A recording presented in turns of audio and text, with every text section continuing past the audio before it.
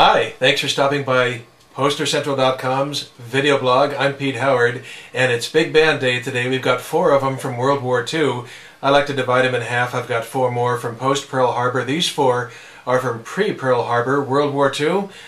Historians know that means about 1940 for these 4 posters, and they're Midwestern big band posters, and they're not by name artists. You know, there's no big names like Glenn Miller and Dorsey and Goodman here. This is Mel Pester. But you can be sure they provided lots of entertainment throughout the Midwest during the war years, and these posters are really neat. They are tour blanks. You can see the white space at the top where the date, venue, and ticket price and everything would be stamped in or written in. They're standard poster size, 14 by 22 in cardboard, and it's just a kick. They're real timepieces. These probably would do really well in antique stores or something. You don't have to be a poster collector to appreciate them, just appreciate nostalgia or old times. And what I love about this, I'm going to actually show you a couple of them, and they all have this in common. I love this, I just got to come in on it, this tour bus photo at the bottom of the poster. Isn't that cool? There they are lined up in front. In fact, you'll notice with each bus, it's not a one-unit bus. It's like a trailer pulled by a cab. Such was the state of buses in 1940 or so. So that's really neat. You got the band leader out there in front in different clothes, of course. And our next artist with a similar bus picture is Tiny Little. I doubt if it said that on his birth certificate, but it made for a good band leader's name. There's his picture up there in the corner. See that? And Tiny Little, and again, it's a tour blank white space at the top. Tiny Little and his orchestra, and look at them standing there in front of their bus. I just think that's really cool. That's really neat. Can you imagine all the camaraderie and everything that went on a bus as it traveled around the countryside, as opposed to airplanes modern day where they just have a few hours together at the most.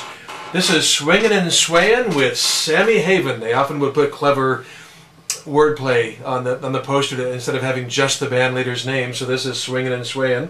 And Sammy's got a couple pictures down there at the bottom. He's got a bandstand photo, which is pretty neat. And then he's got the, I'll peek around the other side.